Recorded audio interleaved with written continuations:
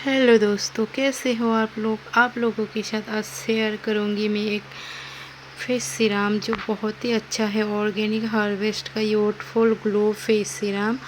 और मैंने सोचा आज क्यों ना आप लोगों के साथ मैंने स्किन नाइट रूटीन का जो मैं रोज़ करती हूँ वो शेयर करूँ। तो सोचा मैं आप लोगों को थोड़ा लगा के दिखा दूँ।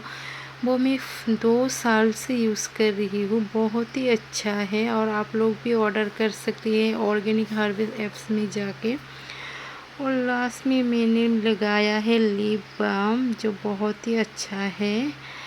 बेबी चक्रा ऐप्स में जाके आप लोग इस लिप बाम को भी ऑर्डर कर सकते हैं, जो मैं रोज़ फेस वॉश करने के बाद मेरा नाइट स्किन रूटीन है। जो तो मैंने सोचा आज आप लोगों के साथ थोड़ा शेयर करूँ।